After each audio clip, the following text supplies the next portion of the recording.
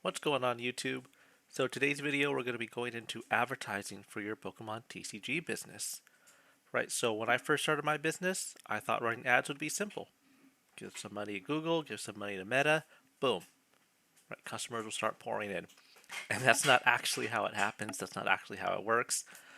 So I learned pretty quickly, fortunately, what I needed to do to start making this work for me, but I wasted a lot of money kind of figuring that out. So that's what this video is about. It's about talking to you guys about some of the misconceptions about advertising, what it does, what it doesn't do, and some of the mistakes to avoid so that way you don't end up throwing a lot of money down the drain like I did. Now, one of the first things that a lot of stores get wrong or kind of misunderstand about ads is you don't create a successful business because of ads, right? Ads will help scale a business that already works. It's not going to turn your business if it's not working, if the fundamentals and foundation aren't solid. Ads aren't going to magically fix that, right? So, ads don't build a powerful store. Ads will help scale a store that's powerful and already successful. Okay? Advertising, think of it like advertising's the gasoline, but if the engine isn't running, it's not going to do nothing. Okay? So, one of the things you have to understand is why is advertising hard in the TCG industry? Okay? A lot of us are running with thin margins. I know a lot of people think, oh, you're getting everything from distribution. You're getting like this much, right? Everything else you're having to take from buy-ins, trade-ins, collections. So you're paying at a percentage of the market price. So you don't have a whole lot of margin to be throwing away on all this ads, right? Just watching your money just kind of go down the drain, disappearing on you. There's a lot of heavy price competition, right? A lot of people are in this space. A lot of people are selling the same thing you're selling. So I don't want to say it's a race to the bottom because it's not. Well, maybe some places it could be, but you have a lot of price competition, right? If market price is here and you're trying to sell here, but someone's selling right here, to make that sale, that's some competition you have to deal with, okay? A lot of stores are selling the exact same products. You have the ETB, 1,000 other places have the same ETB. So, sorry. And customers can easily do comparison shopping here, right? They can look at a Google search and see, okay, well, I got 20 options right here. Who's got the best price? So that's something that you have to take into consideration. Again, not telling you to race to the bottom. There's other ways to, build your brand and market. That's what I've done. But that's just something you need to be aware of, right? It's kind of the overarching theme here would be what is the customer acquisition cost? CAC for short, right? That's going to be something that's very important. This isn't going to be a video really to go deep diving into how to build an ad campaign because honestly, that could be a video that could go on for hours and hours. There's so much nuance to it. This is just more to understand what these platforms are, what they do, and what they don't do. Okay? So, kind of my starting point with ads when I started this business was I was under the impression of, okay, I start writing ads, I put some money into Google, I put some money into Meta, and then boom, they start doing their thing, and customers start trickling in. And that would drive my growth. That's not really how it necessarily works, right? I thought that it would drive growth, and it became clear that it's more of an accelerator once the store is already functioning properly, right? And I needed to make sure that was done properly first because I wasted a lot of money in the early time, right? So, one of the important things was when you set a campaign up, don't immediately expect results to come flowing in, right? And that's something that a lot of business owners kind of mess up in the beginning. They think immediately, okay, I'm paying money for ads. Google better be bringing in customers, right? They don't understand the algorithm learning phases, right? That it takes time for the algorithm to kind of learn your customer. Because it's not just going to be, okay, this person likes Pokemon, your Pokemon store, bada bing, bada boom, done. No, right? They need to understand the kind of customer that is going to work well for your business, trust your business. And that's something that, again, kind of goes back to building the foundation, right? Building foundation. Do you have a brand? When someone clicks that link, say, they're looking up, I want to buy this ETB. And they pull it up and they got 20 choices, right? They click yours, they go to your site, they start seeing your image, your description, your flow, your page. They're thinking to themselves, okay, do I want to buy from here? Do I trust buying from here? So if you don't have a strong store set up where people trust it, they want to buy it, there's no friction in the checkout process, it's navigating to different items they may be looking for, you're going to have a problem. So you've just paid money to bring that customer to your website, right? Google, you don't get charged just if they buy. Once they click, you pay. Okay? So if you are paying all this money to get that click, to get that customer up and into your store, right? It's online, but into your store on your webpage, and they don't buy anything, that's money thrown down the drain.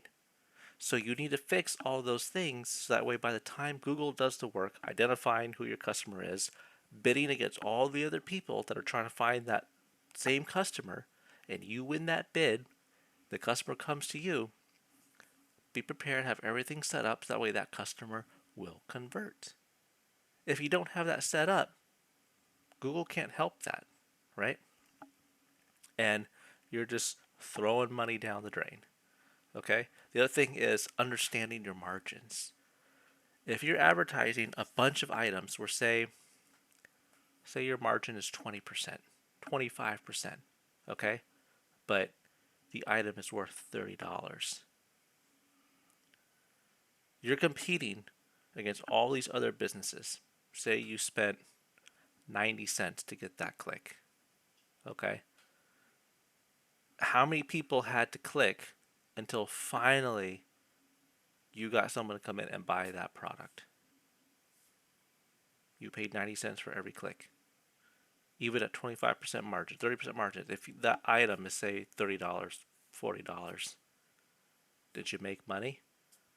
Well, I guess if you look at it in a vacuum on that one sale, maybe, but how many clicks until that sale happened? How much money did you spend up until that item sold?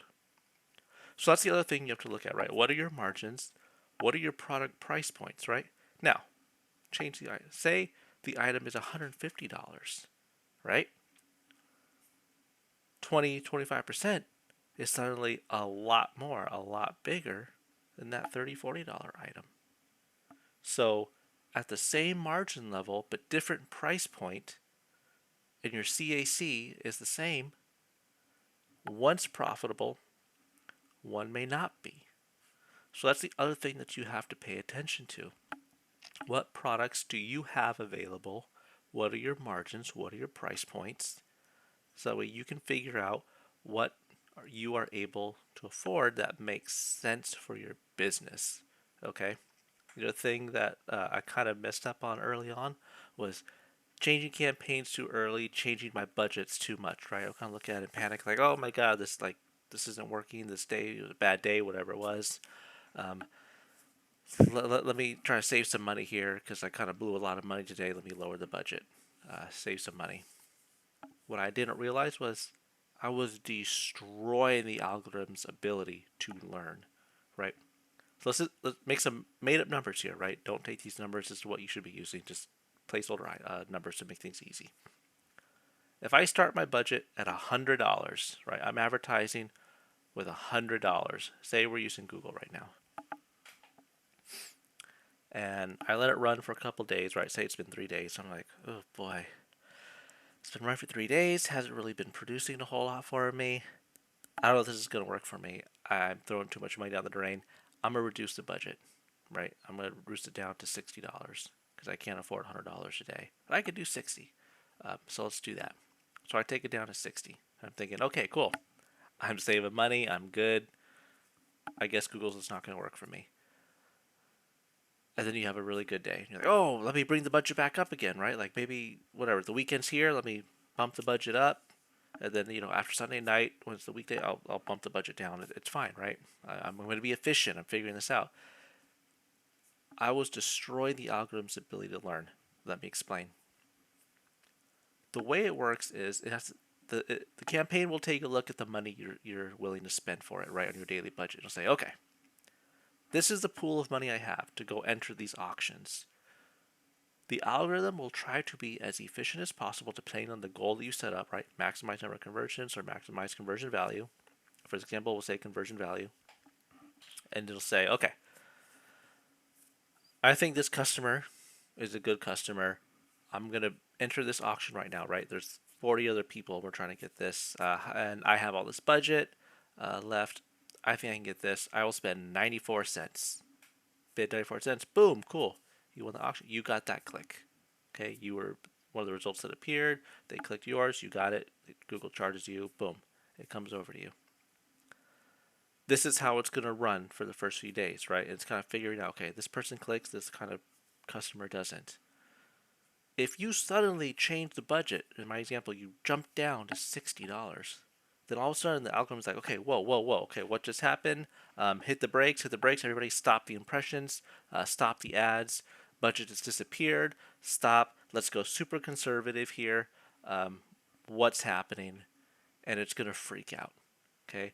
The signals it was getting about the times where people were clicking, the places they were clicking, Google search, Gmail, YouTube, things like that, right? Where clicks were happening at, all that learning gets thrown out the window because you put the campaign in a shock. And that's what I was doing. I didn't know that.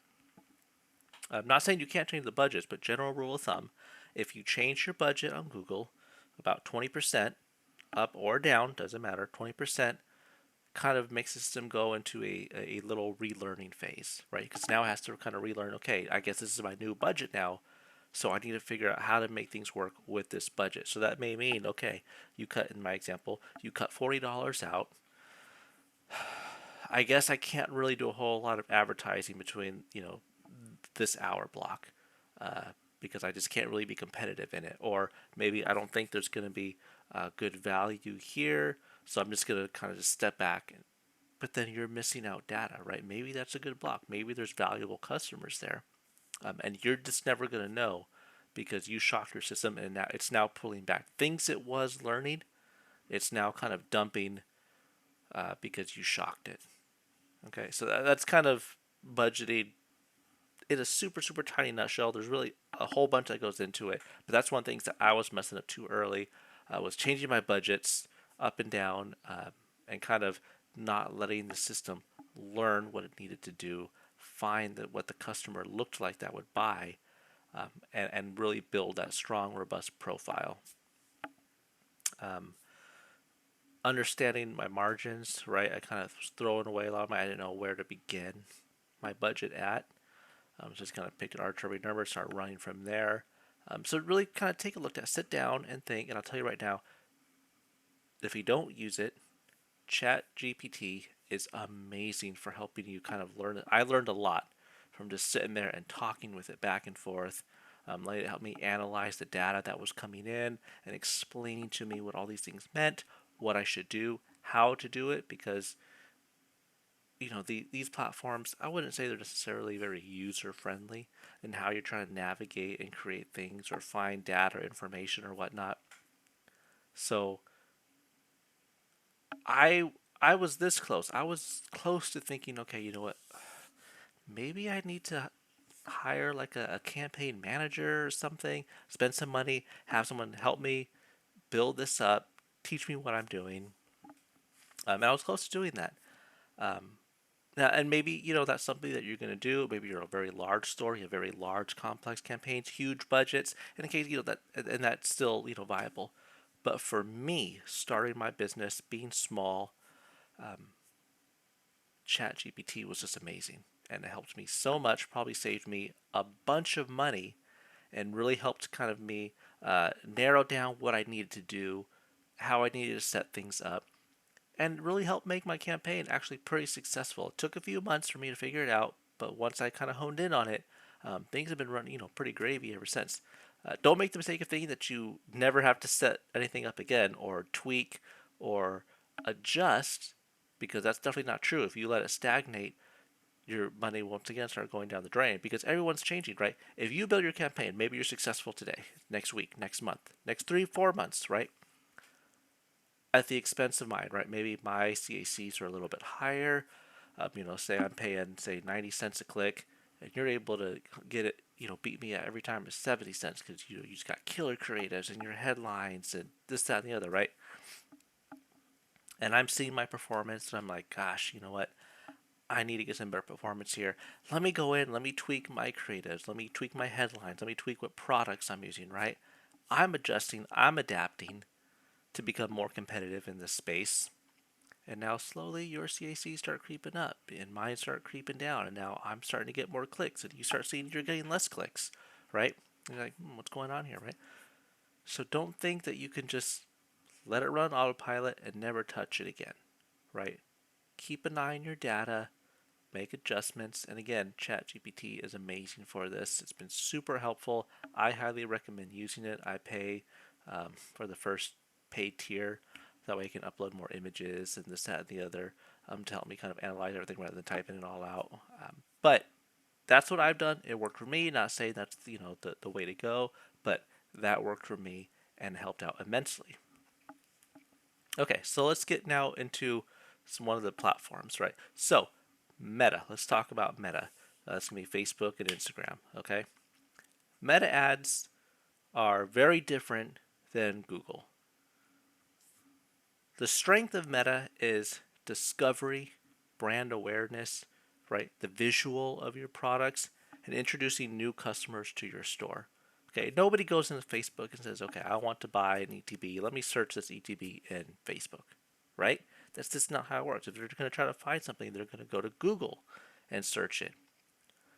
Facebook, that's where they're just kind of scrolling through and then, oh, hey, look at this ad that kind of popped up as I'm scrolling, right?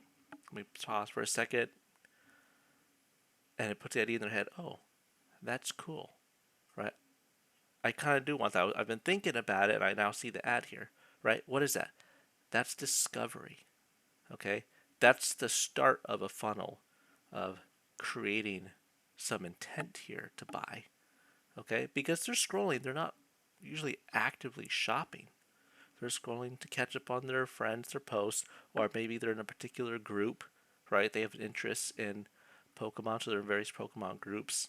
And so there's some shared data here that Meta already has that helps kind of narrow down and track where your customer is going to be. But they don't have the intent yet to buy, okay? Don't take this thinking, oh, Meta is not a good place to advertise. That's incorrect. You just need to understand where in this customer acquisition funnel that it sits, okay? The other advantage is it will show your product and your brand to people that haven't heard of your store before, right? If you're starting out, you need to get brand awareness, brand authority. You need to get that. Meta is a great place to do it because that's where you can be discovered. Now, of course, there's going to be challenges like, a cold audience, right? It has to figure out where do we even start? And that's where, when you're building the campaign, I'm not going to go super into it, but you start kind of helping it narrow down the audience, the interests, the hobbies, and this kind of thing to help narrow it down early as possible where it needs to start targeting ads so that way you waste the least amount of money in the learning phase as possible and start getting data and conversions. There is, impulse browsing behavior, right? You need to make sure you have really good creatives. How many times do you see an ad and subconsciously you kind of see it at the corner? Maybe you're browsing a web page, it's on the corner, the sides of the screens, it kind of pops up and you don't even pay attention what it is. You just immediately look, okay, where's that X so I can close it out? Okay, similar to Meta, right? They're on Meta, they're not actively in buy mode. Okay, they're there for something else. They're catching up on other social media posts from their friends and family. Said they're browsing a group because they have an interest in whatever that group may be doing. Maybe it's trading, talking about a new release or whatever it is, right? That's what they're there for. They're not there because they're actively in buy mode. But this is the first part of the funnel, right? That intent creation. Now, what happens? They see your ad, and I'm not saying that they don't buy, right? A lot of my sales come from here. You have your creative, you have your ad, they see it, they're like, hey, you know what? That's pretty cool. Like, let me check that out. So they click, they go to your website or your store, and they start seeing all your products, and then, hey, you know what? I am going to buy, and they convert from there. The other side of that funnel, though, right? If Meta created a demand or an interest in that product, what's going to happen next for a lot of people? Well, they're going to go Google and say, well, let me see more about this product. Let me do some price shopping, price comparison. Maybe they don't know your store. Well, let me Google the store. Is it legit? Are there reviews about it? Like, I don't know. I don't want to just click this link, go here to immediately buy. Like, let me do some research, okay? So at that point, if they Google it, now all of a sudden, you have all the other people that are running ads, and you start seeing, all these other listings, and they start comparing different stores and prices and whatnot, right? So you've spent money to create this intent, and then they've gone to Google. That's where the Google ad comes in, right?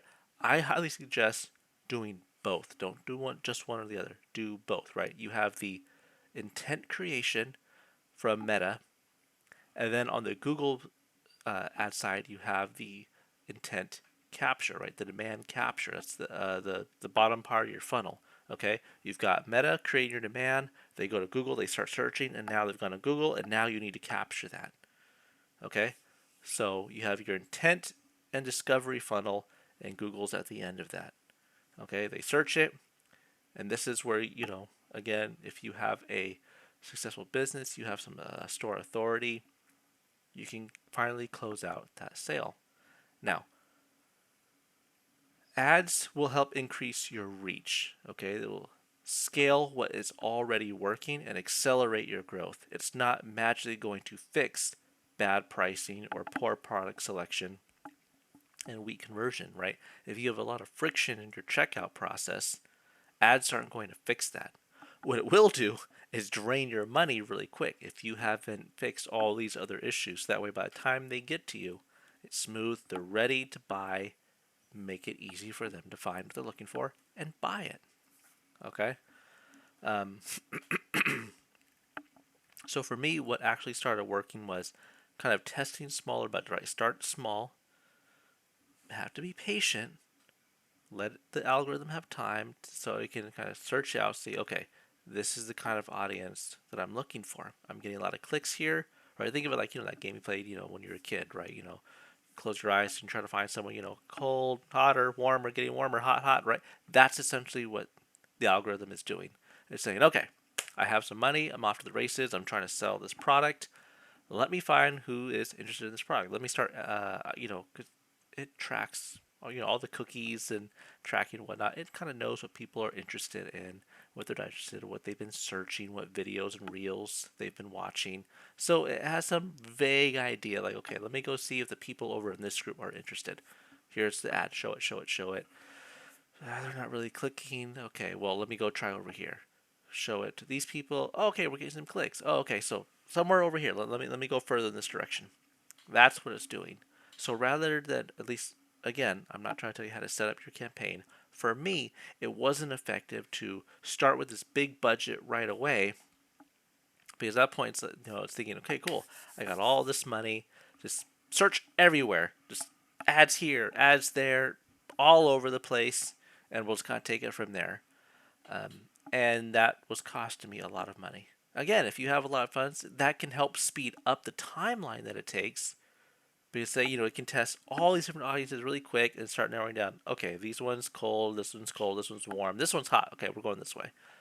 I started small, right? So it had to be much more selective. So I saved a lot of money, but it did increase the time that it took for the ad to kind of figure out the direction it needed to go and how it needed to accomplish that. For me, that was okay, right? Because I already have my business running locally. This was my way to scale up, so I didn't really need to throw a whole lot of money at it down the drain quickly, like that.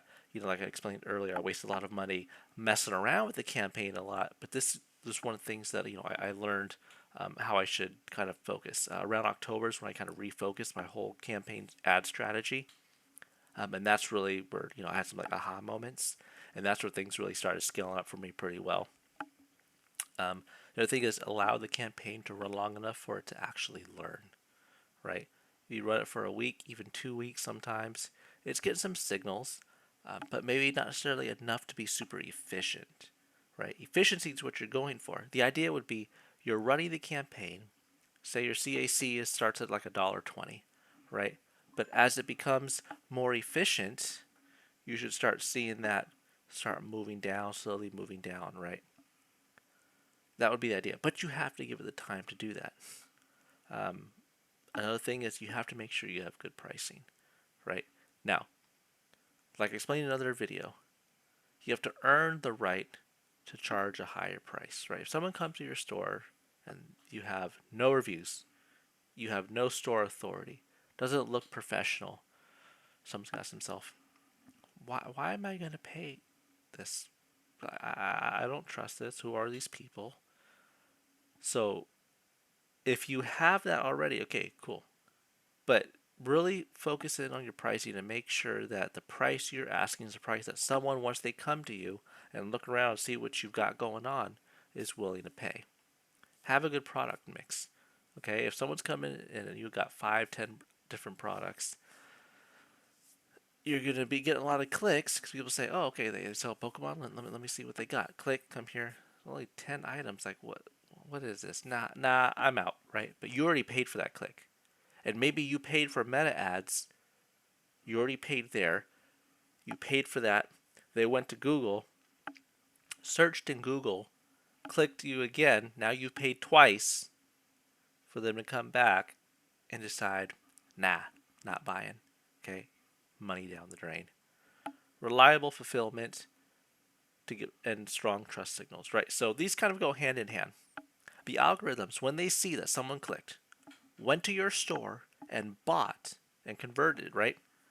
That helps build your store authority, your trust signal with that platform because it thinks, okay, I'm sending traffic to them and they're converting whatever percentage of the traffic I'm sending to them.